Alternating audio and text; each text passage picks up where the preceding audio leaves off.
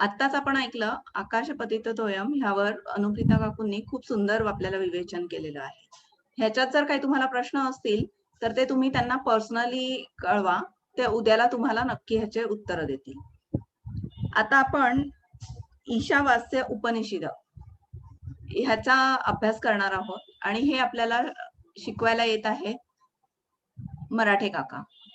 मराठे काका,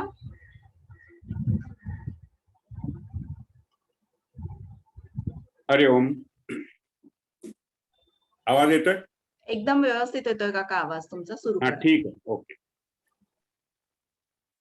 ब्रह्मानंदम परमसुखदम केवलम ज्ञानमूर्तिम द्वंद्वातीतम गगन सदृशम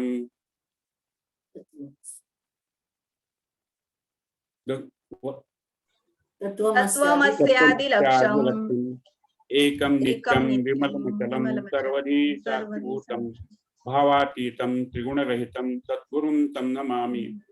गुरुर्ब्रह्मा गुरुर्विष्णु गुरुर्देवो महेश्वरः गुरु साक्षात् परब्रह्म तस्मै श्री गुरवे नमः. ओम मालती देवी नमो नमः. ओम नमो नारायणाय. आज आपण ईशावास्योपनिषद हे जे उपनिषद आहे त्याच्याबद्दल सर्वजण थोडीफार माहिती घेणार आहोत. ईशावास्योपनिषद का, हा जे पहिला प्रश्न तुम्हा सर्वांना पडला असेल. उपनिषद बरीच आहेत, तर त्यातलं हेच का निवडलं मी? तर आपल्या दैनंदिन प्रार्थनेमध्ये जे शांतिमंत्र आपण जो म्हणतो, ओम पूर्णमदः पूर्णमिदं, हा मंत्र म्हणजे या उपनिषदाचा शांतिमंत्र आहे. उपनिषद हे अपौरुषेय वाङ्मय आहे, म्हणजे परमेश्वराकडून थेट माणसाकडे आलेलं. भगवद्गीता ही श्रीकृष्णाने सांगितली. वेद हे याप्रमाणेच अपौरुषेय आहेत आणि उपनिषदही सुद्धा अपौरुषीय आहे. कदाचित एक एक उपनिषद हे अनेक ऋषींनी मिळून लिहिलेलं असू शकेल. हे जे सगळे ऋषी होते हे स्वतःला पूर्ण विसरलेले, आत्मसाक्षात्कार झालेले असे होते आणि म्हणून त्यांना हे माहित होतं की हे जे ज्ञान आहे हे परमेश्वराचं आहे. हे माझ्या मुखातून बाहेर पडलं तरी सुद्धा मी त्याचा करता नाही आणि म्हणून त्यांनी कुणीही उपनिषदांवर आपलं नाव सांगितलेलं नाही. एखादं स्तोत्र असतं तर त्या स्तोत्रामध्ये शेवटी ते स्तोत्र कुणी रचलं याचं नाव असतं, पण उपनिषद, वेद, भगवद्गीता या ठिकाणी मात्र रचयिताचं नाव नाही. कारण हेच आहे की हे सगळेजण स्वतःला पूर्ण विसरलेले होते आणि त्यांना माहित होतं की हे जे सगळं ज्ञान आहे हे संपूर्ण मानव जातीचं आहे, याच्यात माझं काही नाहीये, हे थेट परमेश्वरानं दिलेलं आहे. आपण ईशावास्योपनिषद हे जे उपनिषद आहे ते अत्यंत छोटं आहे. म्हणजे हा शांती मंत्र आणि त्यानंतर 18 श्लोक याप्रमाणे हे उपनिषद आहे, पण त्याच्यात खूप गहन असा अर्थ दडलेला आहे. आपण ईशोपनिषद जर का अभ्यास केलं तर मी तर म्हणतो बाकी काही अभ्यास करण्याची गरजच नाही, इतकी माहिती त्याच्यात त्या 18 श्लोकांमध्ये दडलेली आहे. आता आपण आज शांती मंत्रावर प्रथम विचार करू. ओम पूर्णमदः पूर्णमिदं पूर्णात् पूर्णमुदच्यते पूर्णस्य पूर्णमादाय पूर्णमेवावशिष्यते. ओम शांती शांती शांती. ईशोपनिषदाचा हा जो शांती मंत्र आहे, हा शांती मंत्र ईशोपनिषदाच्या प्रथम सुरुवातीला आणि शेवटी असं दोन्ही वेळेला म्हटलं जातं. ईशोपनिषदाचा हा जो शांती मंत्र आहे हा एक म्हटलं तर गणिती सूत्र आहे. याच्यात असं म्हटलेलं आहे की ते पूर्ण आहे आणि हेही पूर्ण आहे. पूर्णाची निर्मिती पूर्णातूनच होते. पूर्णातून पूर्ण काढून घेतले तरी जे राहते ते पूर्णच असते. पूर्णातून पूर्ण काढून घेतले तर पूर्ण राहते हे जे काही सूत्र आहे याचा तुम्ही विचार केला तर तुमच्या लक्षात येईल की हे गणिती सूत्र आहे, पण पॅराडॉक्सिकल आहे, विरोधाभासी आहे. आपल्या ऋषींची विचाराची पद्धत आणि आपण शालेय शिक्षणामध्ये जे काही शिकलो ती विचाराची पद्धत, या दोन्हीत फरक आहे. आपण शालेय शिक्षणामध्ये जे काही शिकलो ते सायन्सेस ही पाश्चात्य जगतातून आलेल्या पद्धतीप्रमाणे शिकलो. पाश्चात्य पद्धतीत काय असतं तर प्रथम एखादा विचार मांडला जातो, त्याच्यानंतर त्याची पद्धती ठरवली जाते, मग त्याच्यावर संशोधन केलं जातं आणि मग निष्कर्ष काढला जातो. या निष्कर्षाच्या आधारानं पुन्हा संशोधन केलं जातं आणि पुन्हा निष्कर्ष काढला जातो. हे निष्कर्ष सतत बदलत राहतात. जशी जशी नवीन माहिती येईल, नवीन विचार समोर येईल, तसा तसा हे निष्कर्ष बदलतात. ही जी काही आपण सायन्सेस मध्ये पद्धत शिकलो आहे ही म्हणजे एखादा दिवा घेऊन अंधारात रस्ता शोधण्यासारखा आहे. आपण एक दिवा घेतला आणि अंधारात चाललो तर आपल्याला त्या दिव्याच्या प्रकाशापर्यंतच फक्त वाट दिसत असते. आपण दिवा घेऊन पुढं पुढं जातो आणि थोडी थोडी पुढची वाट ही दिसत जाते.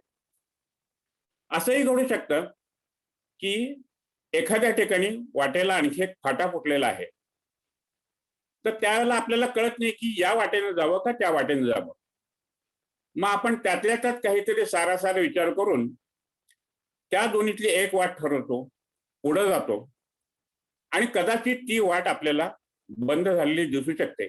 मग आपण परत मूळच्या जागेवर येतो आणि दुसरी वाट पकडतो. याप्रमाणे प्रत्येक ठिकाणी निष्कर्ष बदलत राहतो आणि त्याप्रमाणे आपल्याला वाट घ्यावी लागते.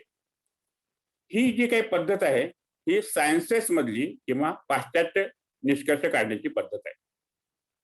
पण आपली भारतीय पद्धत कशी आहे, ऋषी मुनींनी सांगितलेली पद्धत कशी आहे, तर त्याच्यामध्ये ते सगळ्यात प्रथम सत्य सांगून टाकतात आणि मग त्याचं विवरण करतात. त्याच्यामध्ये निष्कर्ष सत्य बदलत नाही. म्हणजे एखादी वीज चमकली अंधारात तर त्यावेळेला सारा असं म्हणतो तुमच्या नजरेला एका वेळेला पडतो आणि मग त्यातली कुठली वाट करेक्ट आहे तुम्हाला एका क्षणात कळून जातं. हे जे काही सत्य समजतं हे सत्य सूत्रमय पद्धतीनं ज्या ठिकाणी सांगितलं जातं ती म्हणजे अपौरुषेय वाङ्मय. गीता, उपनिषद, वेद या सर्व ठिकाणी अशा प्रकारे ऋषी मुनींना आकलन झालेलं, परमेश्वराकडून त्यांना थेट मिळालेलं सत्य हे सूत्रमय पद्धतीने सांगितलेलं आहे. पूर्णमदः पूर्णमिदं हे सुद्धा असंच एक गणिती सूत्र आहे. गणिताच्या मी मगाशी म्हटलं की हे गणिताचे विरोधी आहे, जे विरोधाभासी आहे. कारण पूर्णातून पूर्ण काढून घेतले तरी पूर्णच असते, याला अर्थ काय हो? 4तनं 4 काढले तर शून्यच राहणार, 4तनं 2 काढले तर 2 शिल्लक राहणार, 5तनं 3 काढले तर 2 शिल्लक राहणार. हे गणित आपण शिकलेलो आहे राहते, हे आपल्याला कसं पचेल? पण हे उपनिषद आपल्या समोर हे असं सूत्र सांगतं आणि मग या सूत्रावर जर तुम्ही विचार सुरू केला तर तुमच्या असं लक्षात येईल. याच्याकरता खूप विचार करायला पाहिजे की या संपूर्ण सृष्टीच्या निर्मितीचं रहस्य हे या सूत्रात सांगितलेलं आहे. किंवा जर सृष्टीच्या निर्मितीचं रहस्य शोधायचा आज जो प्रयत्न सर्व ठिकाणी शास्त्रांमधून चाललेला आहे हा पुढच्या 50-100 वर्षात पूर्णत्वाला गेला तर ते जे काही शेवटी निष्कर्ष निघतील ते निष्कर्ष जर सूत्रमय पद्धतीने मांडले तर ते सूत्र म्हणजे हे असेल ओम पूर्णमदः पूर्णमिदम्. आता न्यूटननं गुरुत्वाकर्षणाचा नियम आपण शोधला असं म्हणतो, पण गुरुत्वाकर्षण हे न्यूटनच्या या नियम शोधण्याच्या आधीपासून होतच. गुरुत्वाकर्षण हे सत्य आहे, त्यानं ते फक्त अनावरण केलं, आपल्याला सांगितलं. समजा न्यूटननं ते गुरुत्वाकर्षणाचे नियम शोधले नसते तरी सुद्धा गुरुत्वाकर्षण होतच, ते पूर्वी होतं, पुढेही असणारच आहे. जीवनाचं गणित जे असतं ते जीवनाचं गणित हे थोडंसं वेगळ्या पद्धतीचं असतं. हे या सूत्रातून आपल्याला कळतं.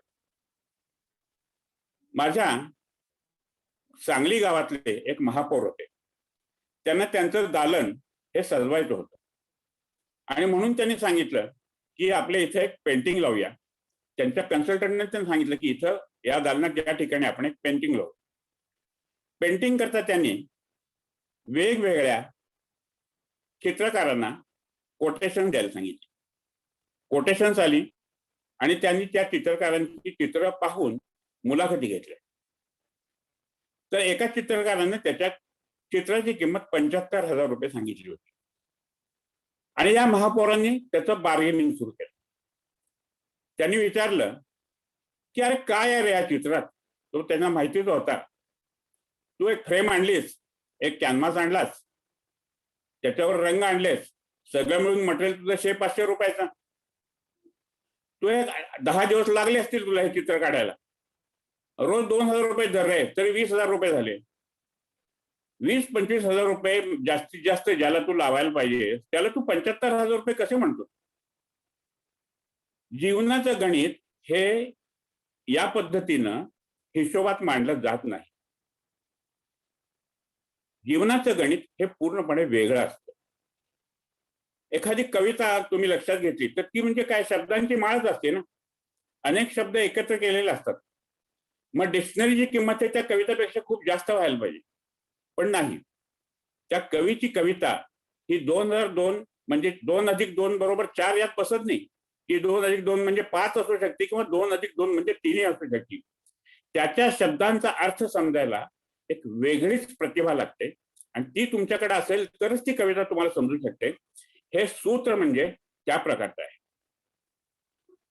सूर नवा ध्यास नावा म्हणून आता आपण एक कार्यक्रम बघतो. त्याच्यातले जे जजेस आहेत ते कमेंट्स देत असतात.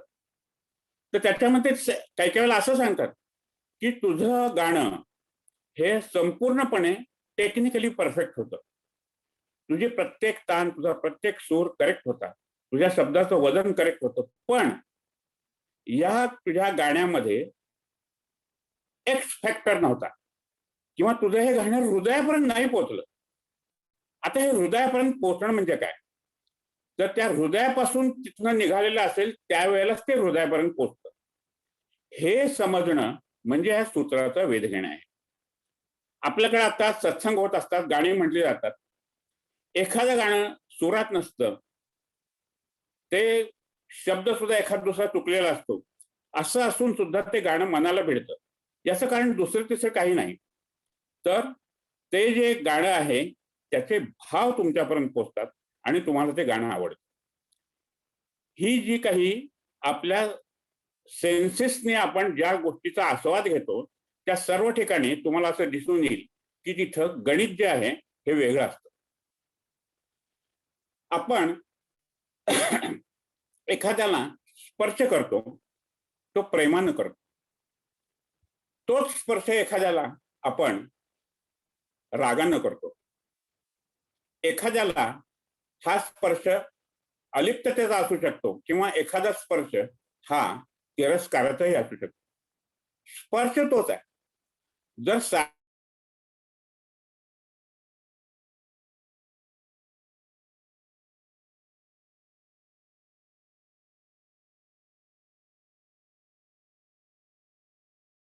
जर झाला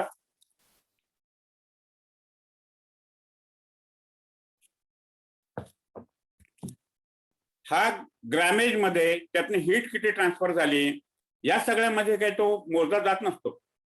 स्पर्श एकच असला तरी त्याच्या मागचे भाव वेगळे असतात आणि हे भाव जेव्हा तुम्हाला समजायला सुरुवात होती तेव्हाच तुम्हाला या सूत्राचं आकलन होऊ शकेल.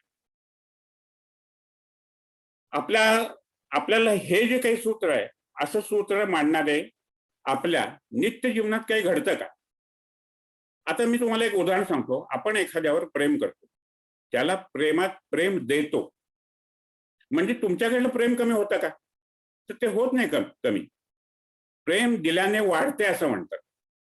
म्हणजे प्रेम आपण एखाद्यावर करणं, प्रेम देणं, एखाद्याबद्दल आत्मीयता बाळगणं ही जी गोष्ट आहे ही ह्या पूर्णवदम पूर्णमिदम सारखी आहे.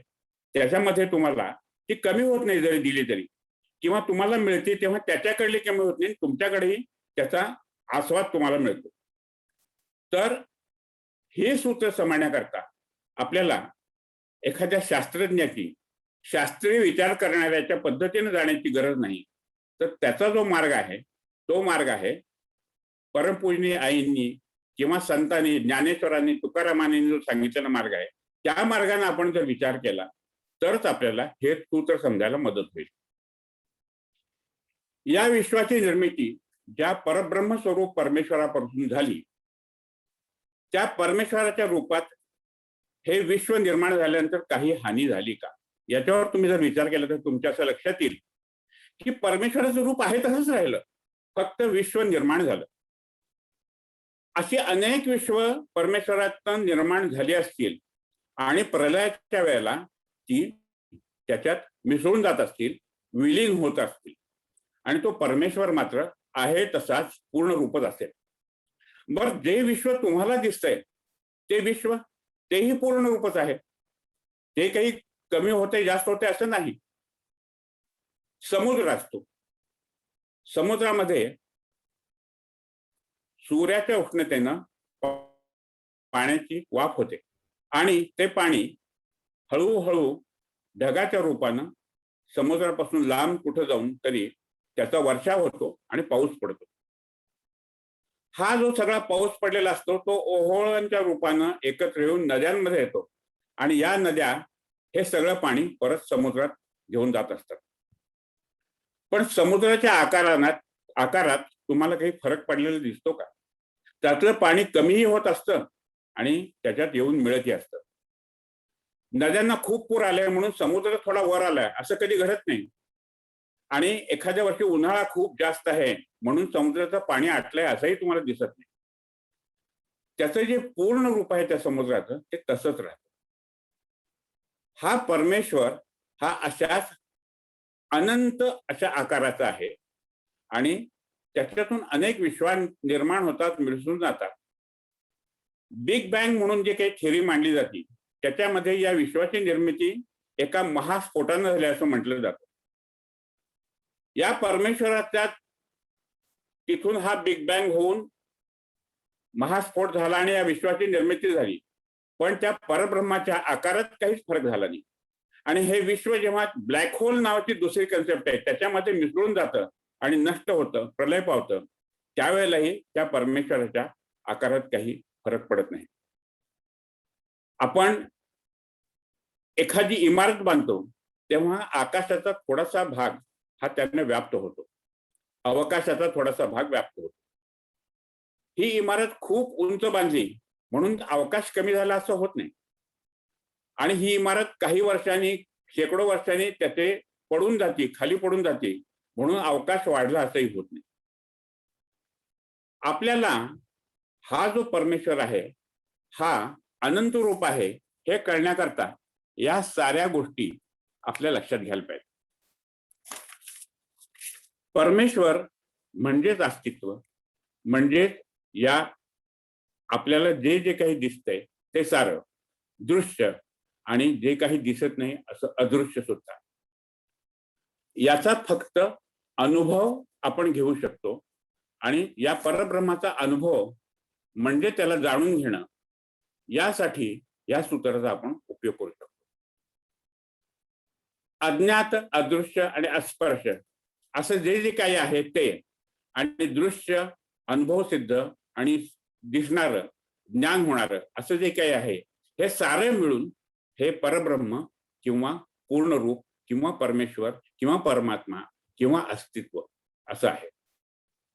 एखादं बी असतं, जे बी आपण फोडलं तर त्याच्यात फक्त आपल्याला एक पीठ दिसतं, पण त्या बी मध्ये एक उत्तम असा प्रोग्राम लिहून ठेवलेला असतो.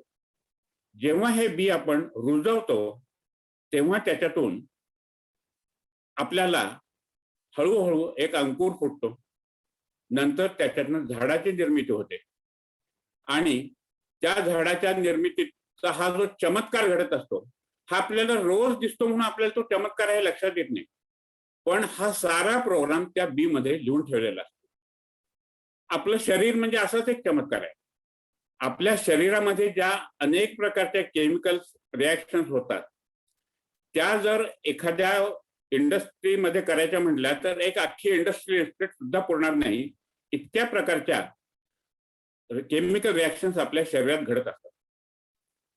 आपण या पृथ्वीवर जे जे काही जीवित येत असतं ते त्या अनंतातून येतं, आणि जेव्हा ते मृत्यू होतं त्यावेळेला ते त्या अनंतातच विलीन होतं. तर हे सारे चमत्कार आपण रोज पाहत असतो, आणि रोज पाहिल्यामुळे आपल्याला हे चमत्कार आहेत हे आपण विसरून जातो.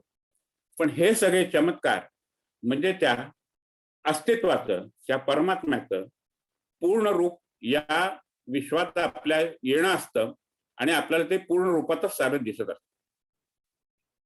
हे सूत्र समजून घेणं म्हणजे आपल्याकरता काय करायला पाहिजे, तर आपण स्वतःला शून्य समजून त्या परब्रह्मात विलीन होण्याचा प्रयत्न करणं, त्याला जाणणं म्हणजे हे सूत्र समजून घेणं आहे.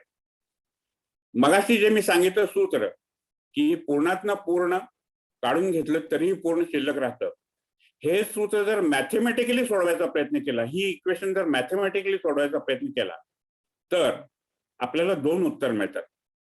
एक उत्तर आहे शून्य, आणि दुसरं आहे अनंत. बघा, शून्यातनं शून्य काढलं तरी सुद्धा शून्य शिल्लक राहतं, आणि तसंच दुसरं आहे अनंत किंवा इन्फिनिटी. इन्फिनिटी मधून इन्फिनिटी काढून घेतली तरी इन्फिनिटी शिल्लक राहतं, म्हणून तर त्याला इन्फिनिटी म्हणायचं. तर ही 2 उत्तरं ही आपल्याला हे सूत्र समजून घेण्याचे 2 मार्ग दाखवतात, जे आपल्याला आईने सांगितलेलं आहे. शून्य होणं म्हणजे काय, तर स्वतःला पूर्णपणे समर्पित करणं, सद्गुरु चरणी किंवा परमात्म्याच्या चरणी स्वतःला पूर्ण समर्पित करणं म्हणजे शून्य होणं. हा एक मार्ग आहे जो भक्ती मार्ग दर्शवतो. आणि दुसरा म्हणजे अनंत, अहम ब्रह्मास्मी, स्वतःला ब्रह्मस्वरूपच मानणं किंवा करणं, आणि हा ज्ञानाचा मार्ग आहे. तर हे दोन्ही मार्ग हे तुम्हाला हे सूत्र समजून घ्यायला आणि परमात्म्याचं स्वरूप समजून घ्यायला किंवा आत्मसाक्षात्कारासाठी उपयोगी पडतील. पण ह्या दोन्ही मार्गांचा एकत्रित अवलंब करायकरता एक जो मार्ग आहे तो आपल्याला परमपूज्य आईंनी सांगितलेला आहे, की ज्याच्यामध्ये तुम्ही, स्वामीजी असं सांगतात की तुम्ही रोज किमान 200 वेळा जप करा. म्हणजे तुम्हाला काही गोष्टी त्यांनी ठरवून गेल्यात की या दिवसात तुम्ही करा, प्राणायाम करा, जप करा, ध्यान करा. ह्या साऱ्या गोष्टी ज्या सांगितलेल्या आहेत त्या म्हणजे तुमच्या ह्या दोन्ही मार्गांचा एक समन्वय आहे. तुम्ही ध्यानाला बसता तेव्हा तुम्ही या शून्य रूपात विलीन होण्याचा प्रयत्न करता, पण जेव्हा तुम्ही रोजचं कर्म करत असता त्यावेळेला हे सारं कर्म साक्षी भावानं करणं, हे सारं कर्म हे आपलं नाही असं मानून परमात्म्याला अर्पण करणं, हे जे काही आहे याच्यामध्ये आपण त्या परमात्म्यात मिळून जाऊन अनंत रूप घेणं किंवा नाहीसं होऊन शून्य रूप घेणं, अशा दोन्ही मार्गाकडे आपण जाण्याचा प्रयत्न करत असतो. हे सूत्र समजून घेणं म्हणजे आत्मसाक्षात्कार. एकदा जर हे सूत्र समजून घेतलं तर खरं सांगायचं म्हणजे बाकी कुठल्याच ज्ञानाची गरज नाही. पण आपण सारे हे सूत्र समजून घेण्याचा प्रयत्न करतो आहोत, पण तिथं पोहोचलेलो नाहीत, आणि म्हणून या साऱ्या गोष्टींची थोडीफार माहिती आपण घेत राहायची. आपण या सृष्टीकडं बाहेरून बघणं, आपणच परब्रह्म आहोत असं मानणं, हे जर केलं तर या सगळ्या गोष्टींकडे आपण साक्षीभावानं पाहू शकू. आणि साक्षीभावानं पाहणं जमायला लागलं की ह्या पूर्णात पूर्ण मुदच्यते, पूर्णस्य पूर्णमादाय पूर्णमेवावशिष्यते हे आपल्याला समजू दे. आज एवढंच पुरे. या पहिल्या सूत्रानंतर दुसरं सूत्र जे आहे ते मी उद्याला सर्वांना ग्रुपवर पाठवेन. फक्त आपल्याला सूत्र काय आहे माहीत असावं म्हणून ते पाठवलं जाईल. त्याचा अर्थ वगैरे सांगण्याचं काम मी, आणि त्याचं विवरण सांगण्याचं काम मी उद्याला नक्कीच करेन. धन्यवाद.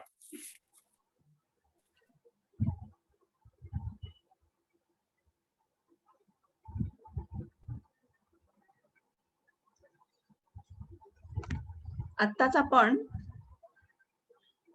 ईशावास्य उपनिषद ह्याच्यावर मराठे काकांनी आपल्याला जे शिकवलं ते ऐकलं. कोणालाही ह्याच्यावर जर काही प्रश्न असतील तर ते त्यांनी मराठे काकांना त्यांच्या व्हॉट्सअपवर पर्सनली पाठवावे. उद्याला मराठे काका तुमच्या प्रश्नांची नक्की उत्तरं देतील.